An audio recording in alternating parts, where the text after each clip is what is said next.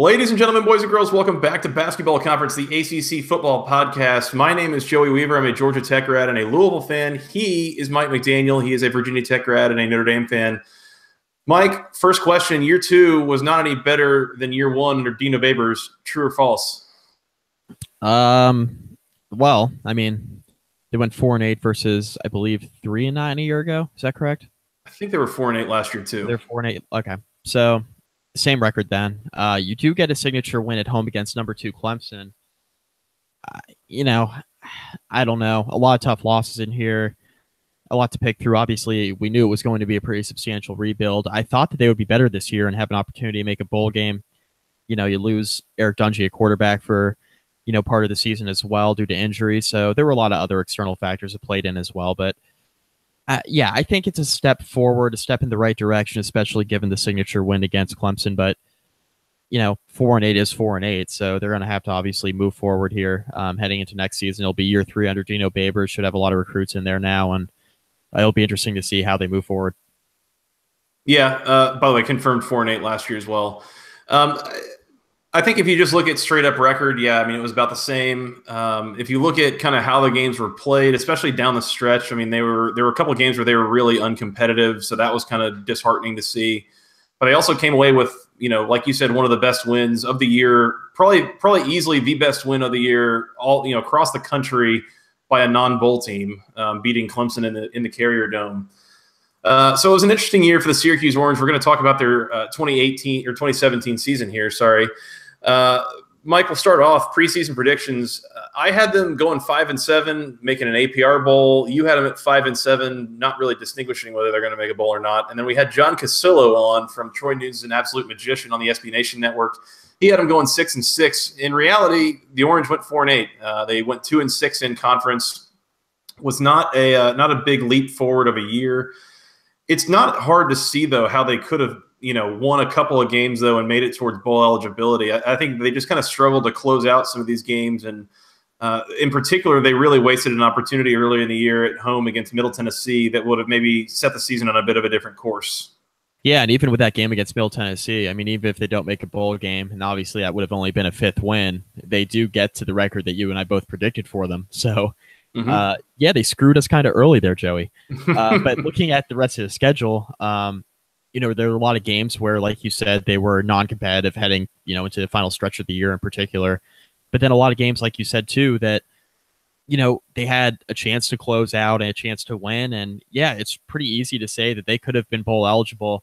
The Eric Dungey injury bug hit again. It's one of those things. Dungey is so good when he's in there that as soon as he comes out of the game, Zach Mahoney does a nice job. And, as you coin him, everybody's favorite recess character, Zach Mahoney. He does a good job at quarterback as, doing what he does as a backup. But when you don't have Eric Dungey in there, the offense takes on a different look. And I think that was pretty clear, especially down the stretch. Yeah, I felt like the offense took a bit of a step back here this year. And some of that could be attributed, again, to Eric Dungey going down with an injury, missing the last 3 games. And this is a clearly different Syracuse team when Dungey's in the game versus not. He is a ridiculously gritty, player. He was beat up for a lot of the year, even being on the field, but he just kept coming and kept Syracuse in several games. Best win of the year, Mike, I think it's very obvious to say that's the Clemson win. They were the only team all year to beat Clemson up until Alabama beat them in the Sugar Bowl. They did so on a random Friday night in the Carrier Dome. We should have seen that coming. That got a little weird there. I just remember being in a movie and my phone was going nuts in my pocket, and I didn't want to pull it out. But the movie comes to an end, and I pull it out, and I see final score 27-24. Syracuse wins, and it was just, wait, what? How did that happen? That was a crazy win for the Orange. I think your exact text to me was, man, I picked a bad night to go to the movies. I'm pretty sure that's exactly what I said. Yeah. And the answer was, yes, you did pick a really bad night to go to the movies. But, we should have seen it coming. Obviously, we didn't see it coming. We both predicted that, Syracuse might hang a little bit, but Clemson would probably blow them out. But, short weeks get weird, and short weeks get even weirder when you go play in the Carrier Dome. That's for sure. So, that's definitely their best win of the season. Should be mentioned that the Tigers also lost Kelly Bryant there for a bit during that game. He went out of that game with a concussion, did not return. So they played a lot of the second half under a separate leadership, that coming from Zarek Cooper. So that, played a role to a certain degree. But at the same point, I mean, they scored 27 points on a Clemson defense that is real stingy. So a strong win for the Orange there in the middle of the year that kind of shook things up for college football. The problem, Mike, is that that's the last game they won. They lost their last 5, a couple of close games at Miami and at Florida State, and then they just got drilled 3 straight weeks to end the year by Wake Forest, Louisville, and Boston College. That said, I mean, there were those 5 losses. There were 3 more earlier in the year. What would you say was their toughest loss, Mike? I think toughest loss has to be the Middle Tennessee game, but you and I were discussing this a little bit before we came on and hit record. There were a number of games that were tough for Syracuse, and it depends on your definition of toughest loss. So you can look at the Middle Tennessee State game. You can look at a 27-19 loss to Miami. They were hanging right in that game. They missed a field goal against Florida State late in that game, and they lose 27-24 to a Florida State team that was on the fringe of not making a bowl game, and then you give up 64 points to Wake Forest. So I mean, there were a lot of tough games that they endured, but I think the one that was probably the most winnable that they really just kind of gave away was that Middle Tennessee game, followed by that Florida State game in conference. I think if you had to label a non-conference loss and a conference loss, I think those are the 2 that really come back to haunt you, especially when you're considering they came up 2 wins short of bowl eligibility. Yeah. To me, the heartbreaker losses, the loss at home to Middle Tennessee, again, that was a tough one. And then the loss to Florida State, missing a field goal at the gun that would have sent the game to overtime in Tallahassee. I mean, that's a frustrating and difficult loss. So, they came in all shapes and sizes here. I mean, if you want to talk about disappointment, that can come in a few different forms. And, are we talking about just ugly games where they got the crap kicked out of them, or are we talking about really close last-second kind of things? Because Syracuse kind of got to experience all of that this year. Probably not a very fun year for the Orange fan base, I'd have to imagine. Mike, this was year 2 under Dino Babers, and in some ways maybe a little bit better than year 1, in some ways maybe a little bit worse. I don't think that Babers is on the hot seat by any stretch of the imagination, but I also think that it's, if I'm a Syracuse fan, I'm looking to see something in 2018. Year 3, I want to be in a bowl game, and if not, that's maybe where I start turning up the heat. Is that your assessment? Yeah, that's my assessment. I think it's only fair to Dino Babers that we give him at least 3 full years to kind of, get his bearings. The reason why is because Syracuse was in such disarray when he got there. And Babers has a pretty good track record, bringing in offense. It's obviously high scoring. They throw the ball around quite a bit. They did that a lot to a degree this year.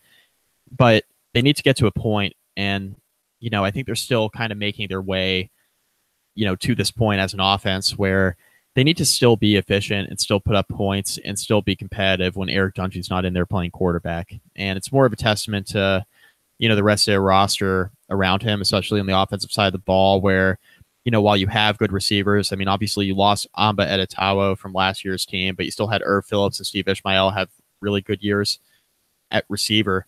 But you got to run the ball better. The offensive line needs to perform a little bit better to keep Eric Dungey healthy. But I think Syracuse as a whole, offensively, for as explosive as they can be, I think they just need to get a little bit more consistent. And then defensively, I thought there were a lot of positive steps made this year. They really only had a handful of games where they let opposing offenses kind of go right up and down the field on them. The Wake Forest one is the one that comes to mind. It really down the entire stretch looking at their schedule. The home loss to Wake, they gave up 64. They gave 56 points to Lamar Jackson and Louisville on the road. And then, the season finale against BC, they give up 42 points to an offense that, let's be honest, outside of the run game, doesn't really have much to offer. So more consistency. We talked about this in the North Carolina season recap as well, Joey. More consistency, finding an identity, and being more consistent offensively when you don't have all of your best players. You can't just have one guy taken out of the lineup and then your whole offense falls apart. They still got to find a way to manufacture points. So the entire team needs to take a step forward heading into 2018. I think Dino Babers needs a little bit more time, obviously, just given what he had to work with when he got there. But Syracuse is heading in a good direction. They could have easily been a bowl team this year. I think they need to be a bowl team in 2018. Or like you mentioned, I think we got to start turning up the heat a little bit on that seat. I think that's fair. I look at Syracuse going into 2018, and I think that they're in a good spot. I mean, they bring back a lot of starters on offense. They got to replace their top two receivers, that being Steve Ishmael and Irvin Phillips. But other than that, I mean, they bring back most of their talent, most of their skill position. You know, anybody who is touching the ball is pretty much coming back outside of those two guys. The problem to me might be on defense. Their top four linebackers are all seniors, and those four linebackers were in the top 7 tackles wise on defense. So that's a pretty big hole that they're going to have to fill moving forward. Other than that, I mean, again, it's not a senior heavy team. You can see that they're still in year 2 of a bit of a rebuild. So a lot of younger guys still getting playing time. So they might be able to take a step forward. There's a little bit of cause for concern, you know, at a couple of these position groups, but overall, I mean, I think that they're in decent shape moving forward. We can look at the schedule, and I'll pull that up right now and maybe stall a little bit while I do. And they have out-of-conference games at Western Michigan, home against Wagner, home against UConn, and at Notre Dame.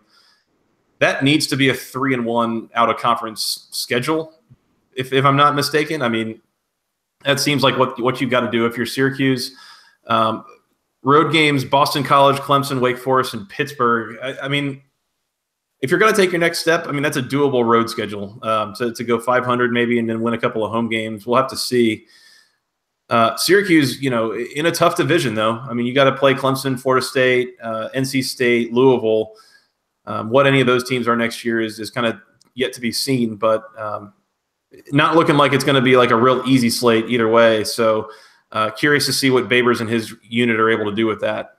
Yeah, you mentioned the non-conference schedule, and even the game against Notre Dame. It's at Yankee Stadium in the Bronx, so you'll have a lot of Notre Dame fans there. But you know, Syracuse, you know, being that they're from a university in New York, they should be able to attract some fans there and make that a true neutral site game. But that's going to be a tough game regardless because Notre Dame's going to be returning a lot of talent next year. So you got to go 3-1 in that stretch. You got to beat Western Michigan, Wagner, and UConn, and then, you know, if you keep it competitive against Notre Dame, I think that's a victory in and of itself. So just try to go 3-1 in that non-conference stretch. You mentioned the fact that they play in the ACC Atlantic, and it's not going to be easy. They do have a home game against North Carolina out of the Coastal Division. North Carolina is a team that's, you know, in the middle of a rebuild. I think it's a very winnable game for Syracuse, having that game at the Carrier Dome next season. You know, and then they go on the road. They have a Wake Forest team that's going to be in a rebuild a bit, especially on the offensive side of the ball where, you know, obviously John Wolford won't be returning. So what do they have at quarterback?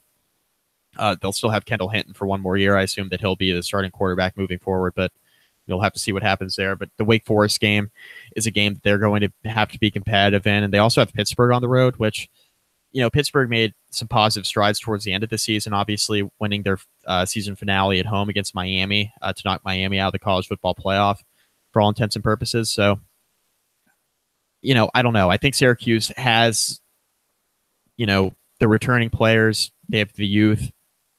They have a lot of guys returning. They got Eric Dungy coming back. They got a favorable enough non-conference schedule where I think they can get 3 wins there. And then there are some wins to be had in ACC play, even though they do play in the tougher of the 2 divisions. So it's never going to be easy for Dino Babers and Syracuse just because of the division they're in. But I think they'll have an opportunity next year to make a bowl game, just given, you know, who they have at home and some of the teams are playing even in the Coastal Division. They're in the middle of a rebuild. Mike, lock it in right now. Syracuse going to a bowl game next year. Yes. They're doing it. Yes. 6 wins. Hell yeah. Here's what I'm thinking. 3-1 out of conference. They're going to win a weird one at home, meaning they're going to either beat Florida State or NC State.